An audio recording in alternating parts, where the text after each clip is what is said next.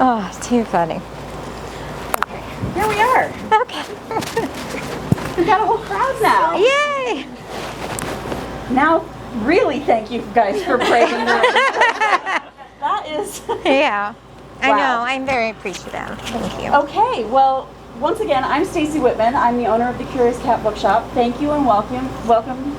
If you guys don't know, we are the entire month of July running a Where's Waldo shop local kind of thing. So if you guys want more information, I've got passports and instructions up there at the desk afterward.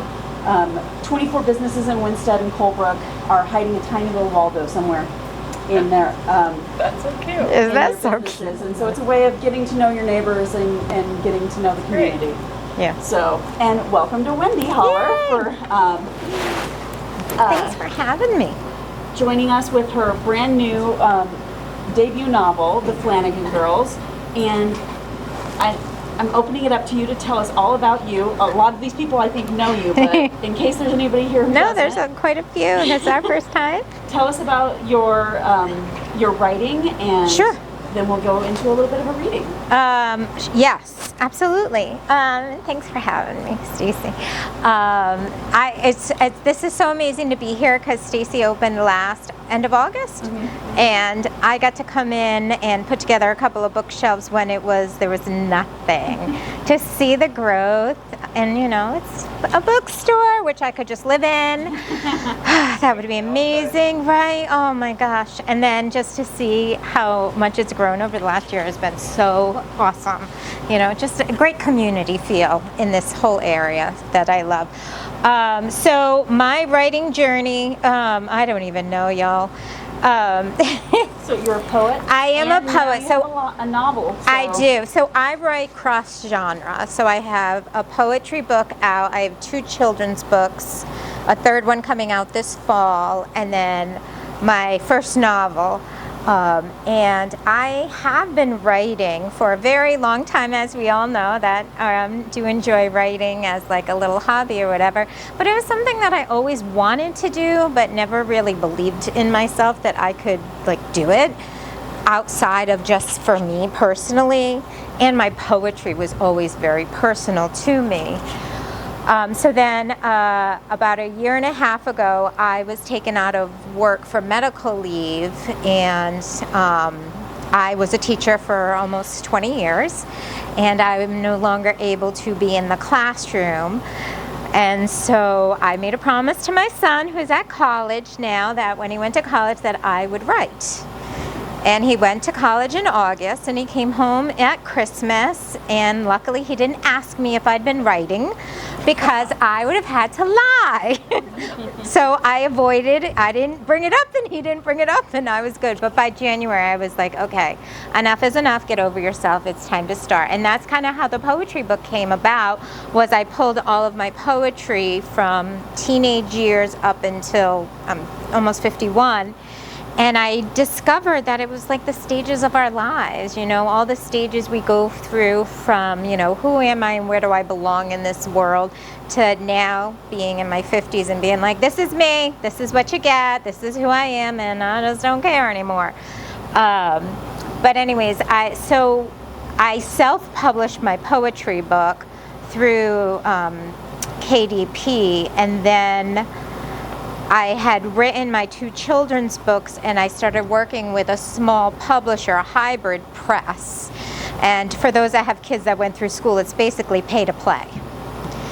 And then I wanted to prove to myself that I could write long form. The big dream for me was to write a novel. Now, if you had asked me 2 decades ago, would I be writing a book called The Flannigan Girls? Absolutely not. I have no idea where this came from. I turned into like a schizophrenic, and I had these voices talking in my head telling me their story. And so last July, at the beginning of July, there's something called, and if you don't know, it's really neat, it's called NaNoWriMo. It's National Novel Writing Month. It runs all of November, but they do 2 camps, March and July. And you basically set a word count for yourself and you just try and match it. So I started, I'm like, okay, I want to know, can I write long form? Can I write more than just a poem? Can I write more than just a 22-page children's book? And so I started writing the Flannigan Girls, but it was a different book, same characters, called Till In-Laws Do Us Part. Now don't take the title because I'm going to do something with that someday. I don't know what, but I am going to do something with it someday. And so as I started writing it, and I was writing about this young couple and how they deal with the merger of two very different families, till in-laws do us part. He was raised one way, she was raised the other. You merge the families, you figure out. Merger, not murder. No, not murder. No, not murder. Did you hear murder too? I'm sorry, merged. They merged the families. They didn't murder all their families. But that would be a good title, Till In-Laws Do Us Part. That's right. So now you got a prompt for your next book. There we go. See? That's it. Thank you, guys. I'll give you credit in the acknowledgments. No. So anyway, so I started writing, and then the sisters in the story started to take over, and then it was like, the oldest sister, Becca, was like, you're giving away my story, you need to stop. Like, she was like tapping me on the shoulder, like I was telling too much, and I'm like, something's not sitting right. So, as those that write know, I took a long break, and I just started the writing process of sitting with the idea, mapping it. I use Save the Cat method, if you haven't heard of that. Save the Cat, it's plot points. And so I just started to plot things out and kind of like, okay, here are the main things, scenes that I know are going to happen. Where am I? Here, if you want to take a look. Yeah, it's great. And then once I had those, and my husband can tell you, it is like a murder scene, isn't it? I have a dry erase board. I used to scrapbook, so I print out all my pictures. I got them all laid out. I've got my little family tree, and I've got everyone, this person's connected to this person. And so I had that all laid out, and then I transferred that to index card and made it like a clothesline. And so that became how I mapped out the Flannigan Girls, so then when NaNoWriMo came around in November, I was like, okay, I'm ready to go. And so I wrote the first draft during the month of November. And what's interesting is the community, the writing community is just so supportive, and everybody's encouraging of everybody, and everybody wants everybody to succeed, and it's just a beautiful thing. It's just a beautiful thing. So I got I had signed up for a writer's workshop, and then I have an amazing writing coach, and it was all about lifting each other up and sharing and collaborating and brainstorming, and a lot of that support helped me get over my imposter syndrome, because there was a lot of that. It was a lot of, I'm a teacher. I teach preschool special education. I'm like, what do I know about writing a book, And it was a lot of getting over that fear. And then I kept saying, but why not me? And then finally my best friend was like, Wendy, why not you? And I was like, oh, he heard it, Charlie. I'm like, he knew what I was saying. That's right, why not me? Why not you? Why not? And so that was kind of how Flannigan Girls came to fruition, and I found an amazing editor who just kind of held my hand and guided me along, and thank God for that, because there were so many little rules that I haven't been in school in a very long time, and so most people weren't taught correctly anyway. Yeah. I don't know if you guys know this. I'm also a publisher and Yes. editor in my day job, so I don't even know all the rules. We send that to a real copy editor who handles all that thing. Yeah. Those things. So my editor, Amy Briggs, is out of Texas, and she sent me this checklist, and it was like, go through, and she had a whole list of words to get rid of, like the so, the many, all of the things that you say just out of habit. Yeah. Just. I didn't know how much I used just in my language. And then it see, it did it again. And then it popped up when I did a search, and she's like, see if you really need it. And I'm like, oh, I don't need this. And then I was like, but now that's 500 words less than what I had before. But it was really, yeah, it was a lot of the community and reaching out and who you know and how can I help, and yeah, a lot of reaching out to the community of writers, and it was amazing, you know, the support that I was able to get, especially from my husband, who is, you know, very kind and put up with me going, okay, we'd be in the middle of watching TV, completely different conversation, be like, okay, so what I'm thinking now is that she's going to do this, and he's like, I know nothing about this. Okay, sure, you know, like I don't know, but Being a sounding board. yeah, exactly. So you have a piece that you want to read to us? Yeah, so the Flannigan Girls is a story of three sisters who were raised by two parents. They were raised in a house with neglected love. Dad worked all the time. Mom wasn't the most affectionate person. So the Flannigan Girls comes from Claire, who's the youngest, point of view. So there's Becca, who's the oldest, Elena, and then Claire. So this is from her her point of view. It's a story of childhood insecurities coming out as an adult, neglected love, and then that sisterly bond that is never broken, even when distance brings you apart.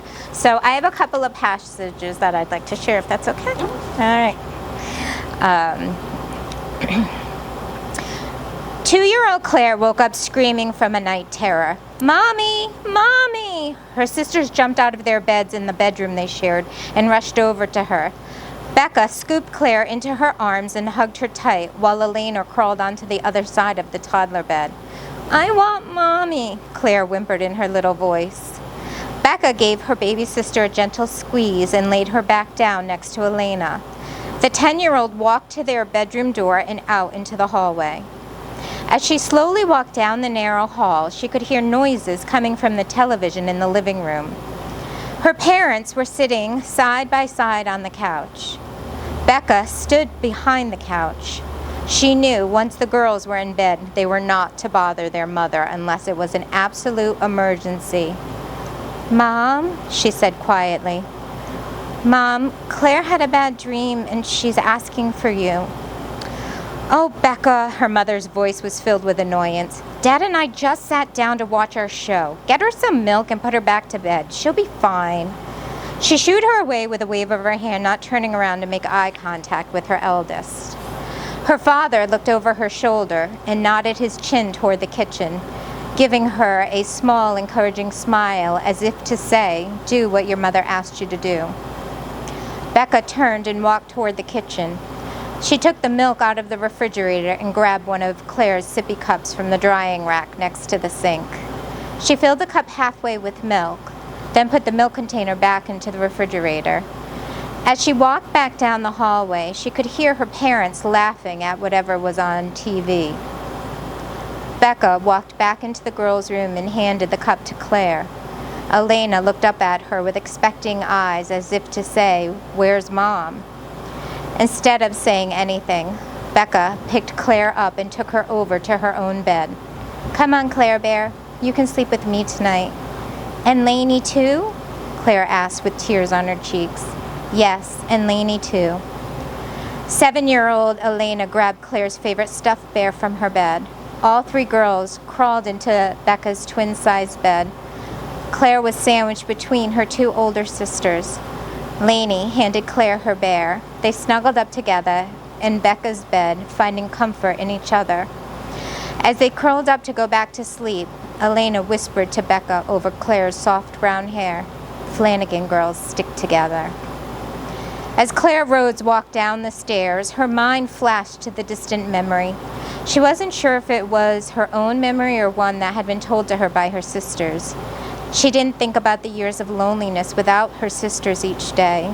It came to her out of nowhere. She didn't dwell on all the times she felt neglected by her mother, but she felt it deeply in her soul daily. She shook off the memory as she walked over to her grandfather's old roll-top desk. She only had but one wish for herself, to be a loving mother to her own children. She sat down in the antique office chair knowing it was time to get back to reality. Okay, which bills get paid this month? She asked herself. Thanks.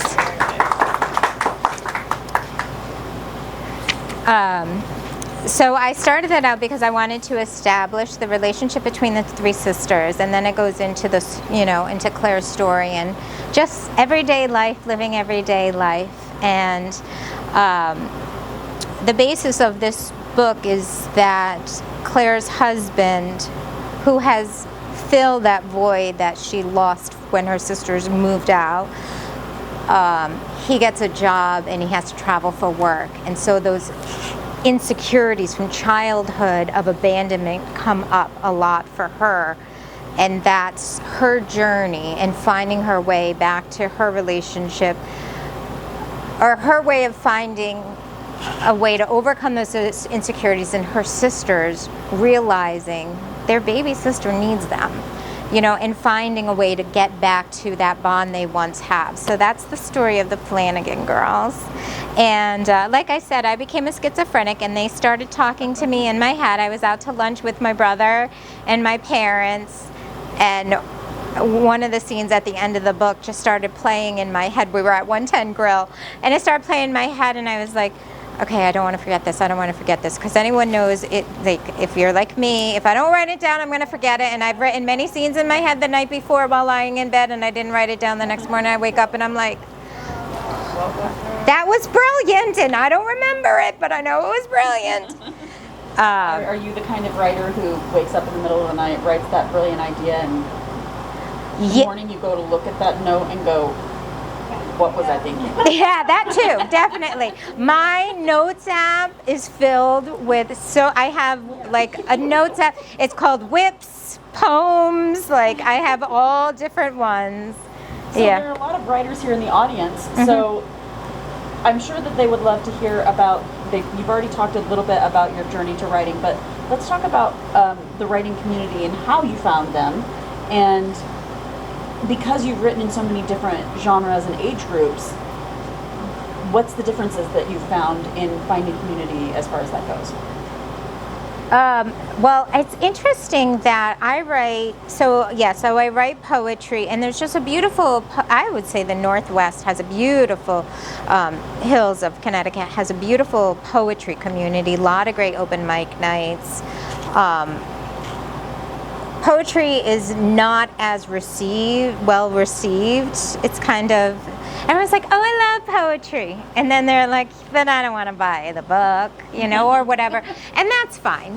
Like for me, putting out the book of poetry was to prove to myself, one, that I could be vulnerable, and two, that I could hold my promise to my son to actually do it. But I think it was more just to prove to myself I could publish, and so self-publishing allows for that. And poetry is just kind of because of the market. Yeah. Self-publishing seems to be the way that most poets publish. Yeah. And and I think the beautiful thing about poetry is it is much better shared in community too. We did, Mike and I went, I can't remember, do you remember the town, hon? Pomfret. We went to, I was a featured author at this poetry night, and it was just beautiful. And then there was two of us that were featured. We did 20 minutes each, and then it was open mic, and it was just so amazing how everyone interprets differently or writes. Like, I write very emotional, and the other person that was there was more nature-based, and both of them were beautiful in their own rights, and it's all art. It's all expression. And I think that's one of the things that I find amazing about it.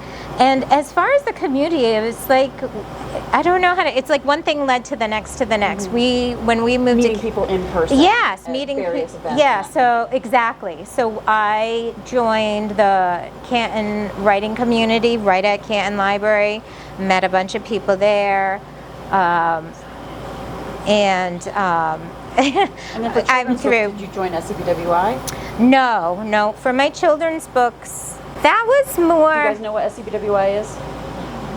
It stands for Society of Children's Book Writers and Illustrators. I wrote, you write what you know. I was a preschool teacher for almost 20 years. I wrote the two books that I have published. I wrote coming out of COVID and what kids were going through. One is called Maggie Malone and Her Imagination. It's about putting down the tablet and using your imagination to play. And then the other one is Maggie Malone, I Can Do It By Myself, to encourage kids' self-help skills and independence. And that, again, was coming out of COVID. I had kids that would come in and they would just dump toys. And I'm like, okay, let's play with them. They just walk around and they didn't know how to engage, but they could swipe, you know. And it's like, I get it, because there are so many hours in the day when you're home with your kids and you just... We were in a crisis. Yeah, exactly. It was a crisis. So it's just getting back to those basics. So those I wrote, I think, more for, as a teacher for my students, as a teacher for my colleagues. The book that I have coming out this fall is called Bad Dreams Go Away, about helping children with night terrors. I don't know if I'll write another children's book after that one. I really don't. Everybody I talk to, writers, like, you talk to a YA writer and they're like, I am in my teen years. That's where my voice is. Yeah. Or Deborah Underwood, who has won the Newbery once or twice, and I think her books have won the Caldecott a couple of times. She didn't illustrate them, obviously. Yeah. Has said, I'm always going to have an inner 6-year-old, and that's why she writes such amazing picture books. Do you feel like you have, like, now you've found your adult voice, that is where you want to be? I think I got over my insecurities about, and I can be open about that, because, you know, I'm over 50, so now I just don't care.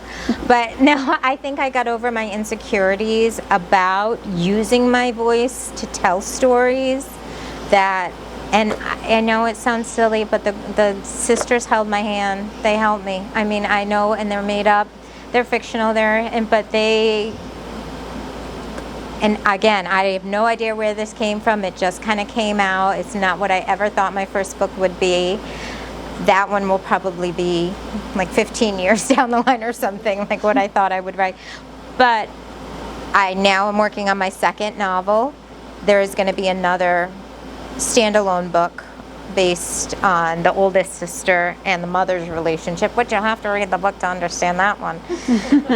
But it's that mother-daughter dynamic, you know. But I like writing emotional from the heart. So with that said, I am a member of the Women's Fiction Writers Association.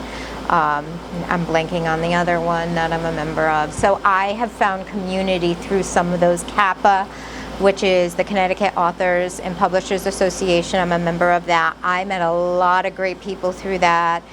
I actually am doing the artisan markets and author events because of people I met through them. It's not necessarily, there's only one CAPA event a year, but I do a lot of the artisan markets because it's just a great supportive community. Like, oh, hey, I'm doing, we just had Collinsville Summerfest, and someone in town had reached out to me. I heard you're an author. Do you want to do an author's corner? And I was like, yeah, what does that mean? And what does that mean? Yeah, I know, right? And she's like, we're just going to put local author books on a bookshelf and have it on display. And I'm like, huh? All right, let me help you out here. And so then I went in and I said, more robust. Yeah, and so I was able to bring in like 8 other local authors, and we actually had a real author's corner, and those that couldn't make it, there was a bookshelf with their books on it, you know. But it's just, it's a lot of just people helping people.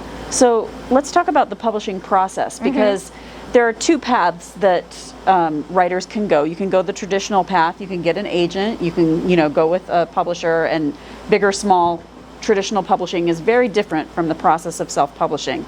And so I'm curious how you got the information so as not to get your book out there in a way that you're not getting scammed, because there are a lot of scammers out there. Oh, yeah. So how do you find information that is useful to you and gets you where you want to go in the self-publishing realm? And you said you worked with a hybrid publisher, so how did that process work for you? I'm sure a lot of people would like to hear about that. So the hybrid publisher I found online, and I'm like a big-time researcher, and it's funny because I joke around that I'm using my degrees backwards. I was a journalism major, so yes, I did have thoughts of writing, but I was a journalism major, And then my master's is in early childhood education, special education. And so, yes, I'm using my degrees backwards. But I'm a big researcher, and so I did a lot of research online, read a lot of reviews. I found mirror publishing for my children's books after reading reviews, and then also reaching out to the authors that had used them to get their input. And so this mirror publishing came recommended, as well as, so I reached out, sent my query to the publisher. I put that I was an 18-year veteran teacher. He read that I was 18 years old. And a veteran? And so once we started talking on the phone, he was like, "Oh, I thought you were 18 years old." I'm like, "Oh no, I'm like 50, or whatever. I was 40 or whatever." And he's like, "Oh, I misunderstood." He's like, "No, I still want to work with you." I was like, "Well, if that's what got me in the door, I'll be 18 right now." Like whatever it took. But a hybrid publisher is basically providing the services that you would have to come up with yourself as a self-publisher, right? Yeah, so there's certain thing that the hybrid, so I've worked with a hybrid publisher on the first book. Everything was amazing. Second book, did not go as well. It was a lot of pushback, a lot of butting heads, as far as it was just a lot of roadblocks along the way. What was difficult with this is the illustrator is from India, so there was the language barrier, and there was this third person I was constantly going through to relay the information, and it was very challenging, and I had to constantly say, like, this has your name on it too. Let's make it the best product we can. And I'm trying not to be difficult. I don't want to be a difficult person, but I want to get the product out, as best we can. And the illustrator had a very hard time understanding seasons in America. And so a winter coat was very hard. And so I end up sending all these different pictures, like from a JCPenney or whatever, like an online catalog. And it finally got across, but it was a lot of pushback. I'm like, but it's not accurate.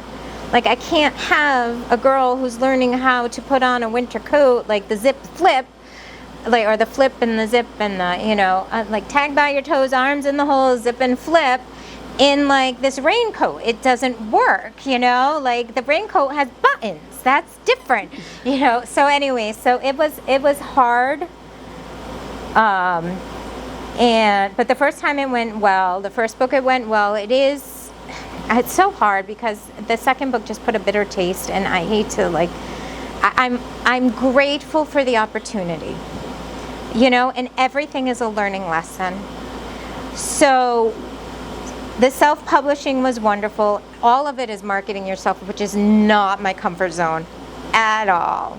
You don't just put a book out and hope to God that it makes like bestseller list. That's not how it works, And so he pushed back. There was a lot of pushback. Like, he just didn't want to put the work in. He was like, "Okay, I got your money. You're published. Da da da da da." So I just did not renew my contract with them. Mm-hmm.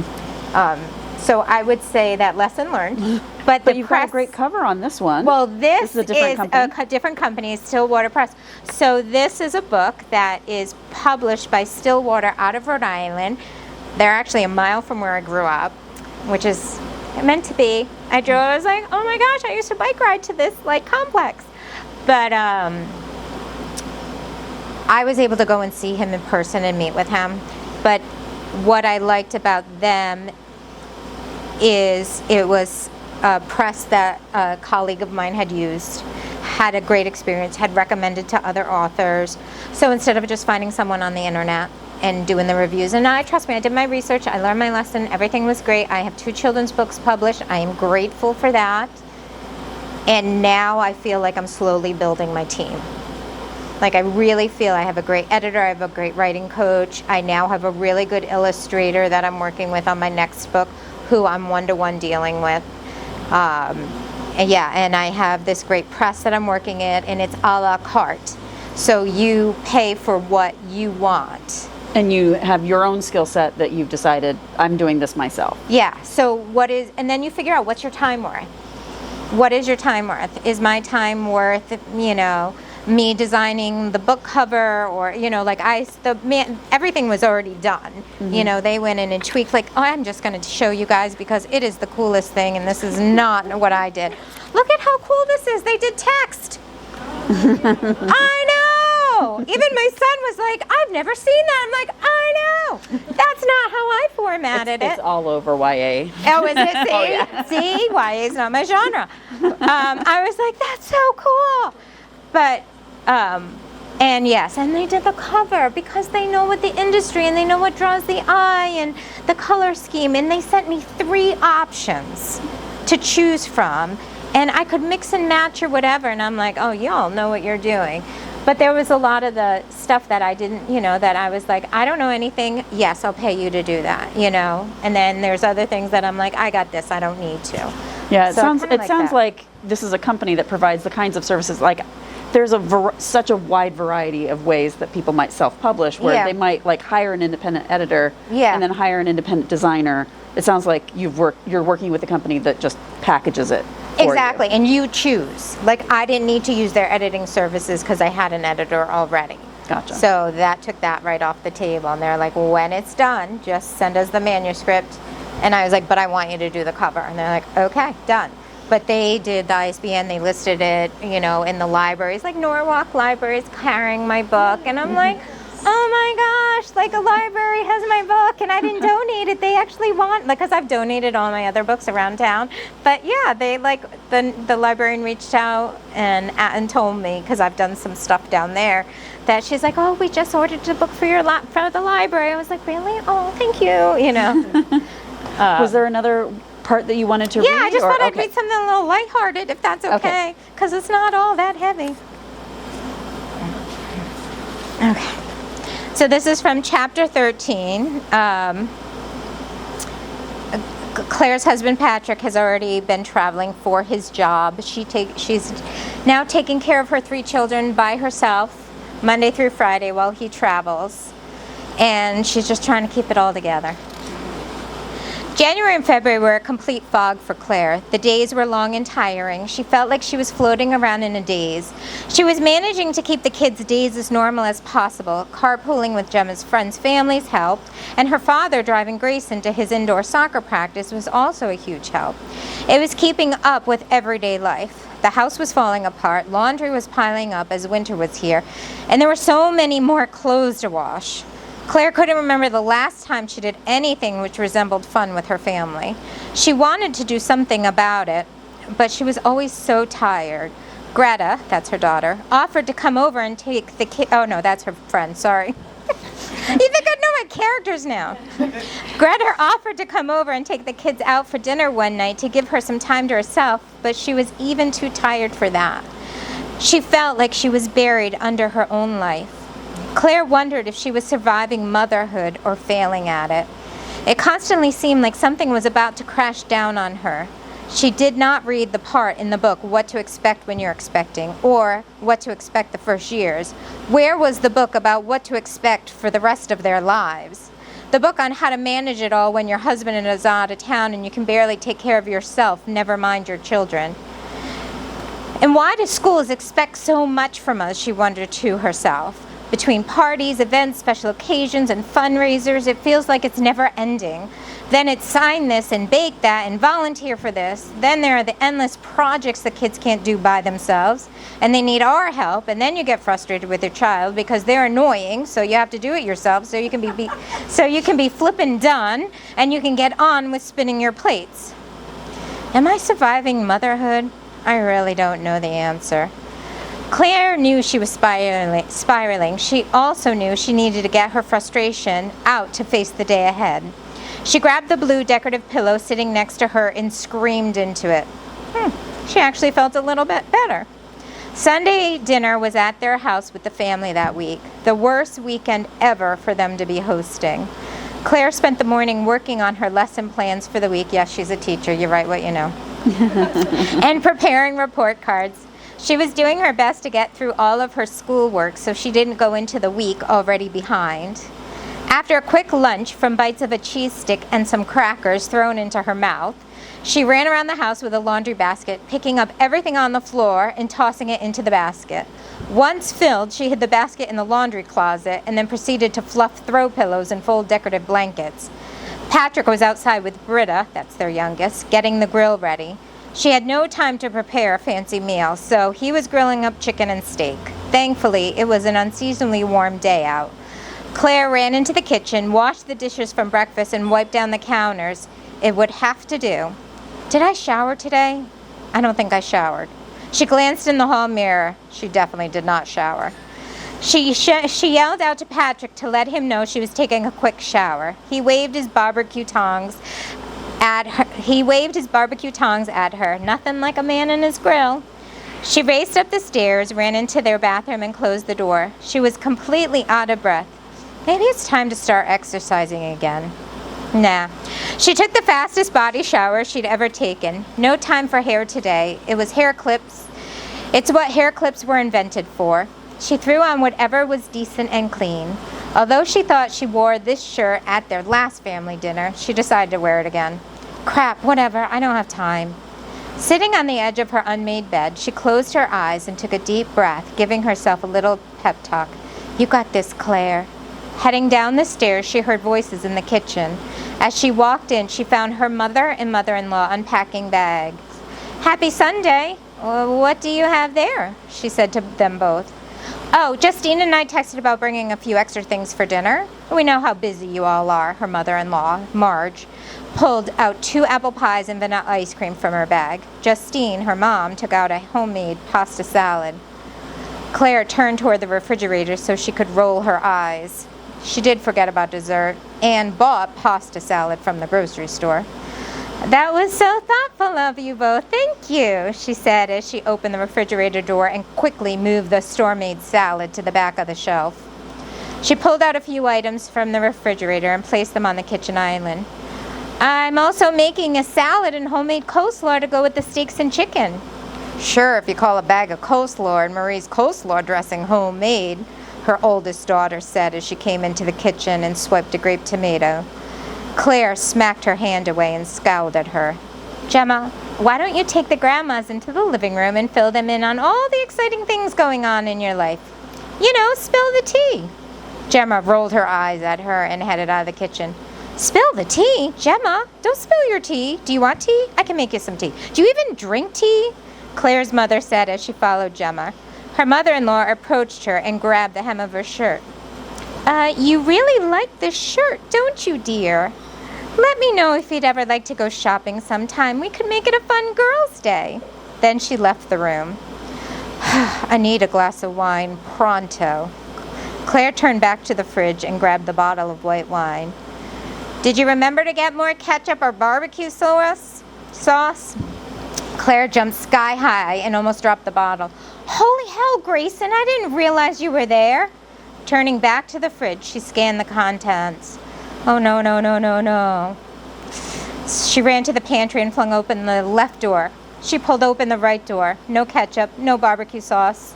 She grabbed one of the bags off the counter. Grayson, I need you to run next door to Kyle's house and ask Janie if I can borrow all the condiments she has in her kitchen. He rolled his eyes at her. Right now. She shoved his body out the kitchen door and pushed him toward their neighbor's house. Tell her I love her, she's my best friend ever, and I owe her a bottle of wine. Also, I will replace everything. Moms are so weird, he said under his breath. Now I'm definitely having a glass of wine. She filled her wine glass almost to the top and turned around to find her mother-in-law in the kitchen doorway, staring at her with judgmental eyes. We all know those things. So there's a bit of that. Those embedded insecurities that, come up as we age and adults, when we have children of our own or experience parts of our lives that,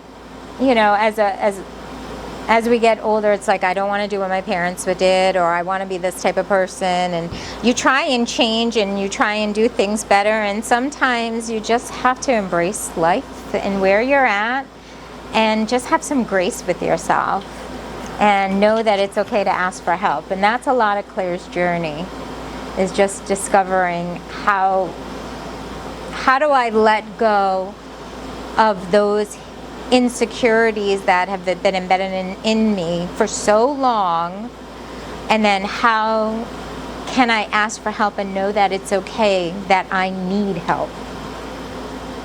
So, but thank you. Thanks for listening.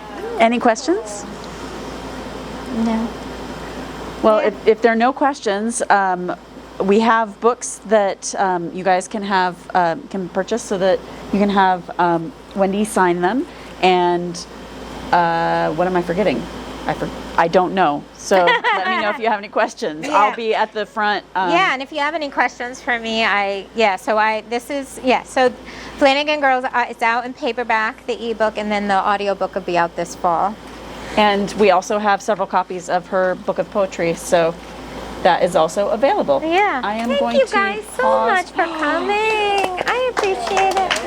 Oh no. At least that's recording. Oh, there we go. See? There we go. The microphone has been acting like it's on this whole time, but it was not recording. Oh well.